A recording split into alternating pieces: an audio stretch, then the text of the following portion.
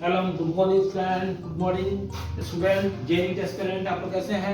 चलिए, जय श्री कृष्ण, राधे राधे। देखिए, जीवन में आपको अच्छा इंजीनियर, कामयाब डॉक्टर और कामयाब इंजीनियर बनने के लिए आपको पढ़ना पड़ेगा, आपको एग्जाम देना पड़ेगा। एग्जाम देने के लिए आपको पढ़ना पड़ेगा और पढ़ने के लिए आपको हार्ड वर्क करना पड़ेगा। हार्ड वर्क करने के लिए आपको फिजिक्स, केमिस्ट्री, मैथ सभी का फॉर्मूला रिवाइज करना पड़ेगा। There is no alternative to success. आपको सक्सेस के लिए पढ़ना जरूरी है। कोई जादू का कोई छड़ी नहीं है, इसलिए आपको क्या करना है? पढ़ना है। इसलिए हम लोग चलिए नए टॉपिक के साथ आगे बढ़ते हैं। Have a nice day, good day, आपका दिन शुभ हो।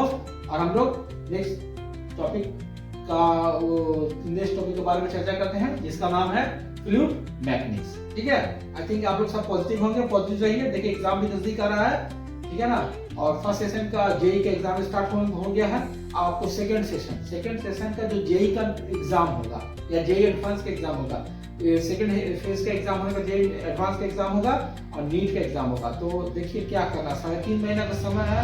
आपको एकदम आत्मा को झकझोर देना है, पूरी तरह जी जान लगा देना है, क्योंकि एक बार समय बीत जाएगा तो अभी लौट के आने वाला नहीं है। इसलिए कहा गया है, time in time wait for none. समय ज्वार भाटा किसी की प्रतीक्षा नहीं करते, इसलिए समय का इन्वेस्टमेंट सदुपयोग सही ढंग से करें। एकदम बस एक ही बार ही पढ़ना है, इसलिए जी जना के पढ़िए। चलिए हम लोग नए टॉपिक के साथ स्टार्ट करते हैं, जिसका नाम है फ्लूइड मैकेनिक्स। ठीक है ना, आज नया टॉपिक स्टार्ट किया फ्लूइड मैकेनिक्स। देखिए, इसमें भी क्या है कि कुछ बेसिक कंसेप्ट फार्मूला है जो आपको दिमाग में रखना है और उसमें न्यूमेरिकल बनाना है। ठीक है ना, चलिए स्टार्ट करते हैं।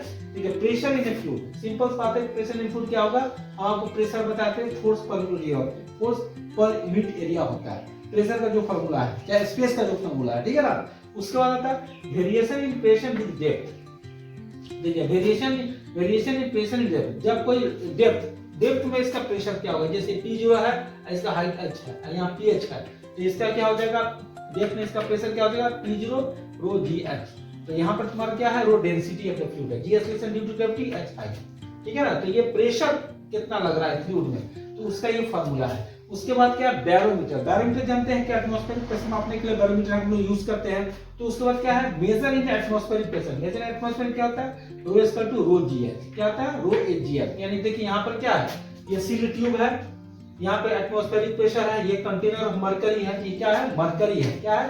कंटेनर ऑफ मरकरी है।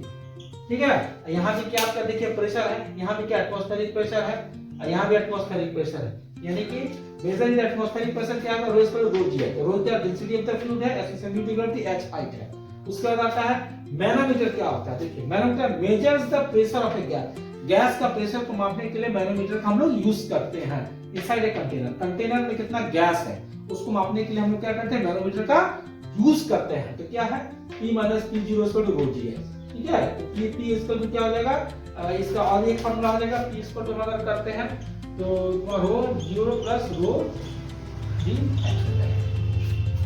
ठीक है, उसके बाद ये हो गया। उसके बाद पास्कल लॉ है। क्या होता है? Pascal law. तो पास्कल लॉ क्या होता है? Pressure applied at one point in an enclosed fluid is transmitted with a uniformity to every part of the fluid and is to the walls of the container। क्या होता है? F1 by S1 is to F2 by S2। ये आपका pascal law. ठीक है, देखिए यहाँ पर क्या फिगर बना हुआ है। यहाँ पर देखिए, जैसे प्रेशर F1 है और ये S1 है, ये भी क्या है? F2 है और S2 है। ठीक है, ये सरफेस को क्या हो गया? सरफेस F1 प्रेशर है, F1 क्या फोर्स है और ये S1 का सरफेस है। अभी क्या फोर्स F2 है, अभी क्या है? सरफेस S2 है। तो दोनों क्या होगा? F1 by S1 is equal to F2 by S2 होता है। तो सिंपल सा फार्मूला आपको रिवाइज करना है कि पास्कल लॉ में क्या होता है। और अगर हम इसको लिख कर देते हैं तो मतलब प्रेशर अप्लाइड एट वन में, एक यूनिट पर हम जो प्रेशर जो अप्लाई करते हैं, ये इनक्लोज फ्लूइड मतलब इनक्लोज है उसके अंदर, तो क्या transmitted uniformly to every part. वो चारों तरफ ट्रांसमिटेड होता है यूनिफॉर्मली, सेम। ठीक है, part of the fluid at to the walls of the container. लेकिन एक जगह हम जब प्रेशर लगाते हैं तो वो प्रेशर सभी जगह इक्वली क्या होता है? ट्रांसमिटेड होता है। यानी तो पहला प्रेशर मान लीजिए यहाँ पर ये है और दूसरा प्रेशर ये है, तो क्या होगा? F1 by S1 is to F2 by S2। अब देखिए बर्नौलीज थ्योरम क्या बोलता है, बहुत इंपॉर्टेंट है बर्नौलीज थ्योरम, याद रखिएगा। For a fluid in a streamline flow the total kinetic energy per unit volume और mass at any point remains constant होता है। क्या होता है? रिमेन कांस्टेंट होता है। तो इसमें क्या होता है? प्रेशर एनर्जी होता है, काइनेटिक एनर्जी होता है, पोटेंशियल एनर्जी, ये रिमेन्स कांस्टेंट होता है उसका सम। ठीक है, तो क्या देखिए P हो गया प्रेशर, ये काइनेटिक एनर्जी हो गया, ये तुम्हारा क्या पोटेंशियल जिसको कांस्टेंट होता है। ठीक है, यानी कि कहने का मतलब क्या है कि यहाँ पर आपका P आपका क्या स्टैटिक प्रेशर है, P रो फ्लूइड डेंसिटी है, V फ्लूइड डेंसिटी है, और V आपका फ्लूइड डेंसिटी है, रो ये आपका वेलोसिटी हो गया। क्या फ्लूइड वेलोसिटी हो गया, क्या हो गया? Fluid velocity. आइए तुम्हारा क्या होगा? ये आपका h होगा हाइट ऑफ द एलिवेशन। तो बोलता है, अब बोलता है देखिए यहाँ क्या है, इंक्रीज स्पीड, फ्लूइड का जब हम फ्लूइड का इंक्रीज जब बढ़ाते हैं तो क्या होता है? डिक्रीज इन प्रेशर, और डिक्रीज इन क्या होता है? फ्लूइड होता है, और पोटेंशियल एनर्जी होता है। ठीक है ना? तो बर्नौलीज थ्योरम को और अगर हम लोग करते हैं, ये बोलता है कि for a fluid in streamline, तो फ्लूइड क्या है? स्ट्रीमलाइन फ्लो है, तो उसमें total kinetic energy, total kinetic energy per unit volume और मास एट एनी पॉइंट क्या होता है? रिमेन्स होता है कांस्टेंट होता है। क्या होता है? कांस्टेंट। यानी कि वहां में तुम्हारा प्रेशर एनर्जी, पोटेंशियल एनर्जी और काइनेटिक एनर्जी बराबर क्या होता है? सब कांस्टेंट होता है। यानी कि मान लीजिए आपका, हम प्रेशर का जो फ्लूइड को बढ़ाते हैं, प्रेशर का क्या होता है? Increase in pressure of the fluid, मतलब फ्लूइड का जब हम स्पीड को जो बढ़ाते हैं तो डिक्रीज होता है उसमें फ्लूइड का प्रेशर में डिक्रीज होता है, और किस में डिक्रीज होता है? आपका उसमें आपका पोटेंशियल एनर्जी में, यानी कि पोटेंशियल एनर्जी में उसका डिक्रीज होता है। ठीक है, यानी कि कहने का मतलब है कि जब आपका फ्लूइड का जब वेलोसिटी बढ़ाते हैं, फ्लूइड का वेलोसिटी बढ़ाते हैं तो उसका पोटेंशियल एनर्जी और प्रेशर एनर्जी में डिक्रीज होता है। ठीक है, तो ये हो गया rho P plus half rho V square, rho G equal to constant. ठीक है, तो ये बर्नौलीज थ्योरम का सिंपल सा प्रिंसिपल है, इसको आप लोग ध्यान रखिएगा। तो यहाँ पर P क्या स्टैटिक प्रेशर है, रो क्या फ्लूइड डेंसिटी है, V फ्लूइड वेलोसिटी है, G क्या एक्सेलरेशन ड्यू टू ग्रेविटी। ठीक है, H क्या हाइट ऑफ द एलिवेशन, कितना पॉइंट ऊपर जा रहा है।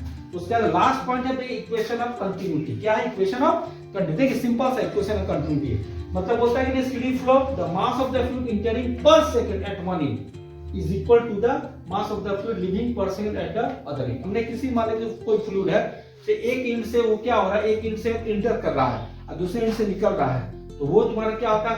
पर सेकंड क्या होता है? A1 V1 equal to A2 V2 equal to constant. एक एंड से, एक फ्लूइड के एक एंड से वो फ्लूइड एंटर कर रहा है और दूसरे एंड से निकल रहा है, तो उस कंडीशन में क्या होगा?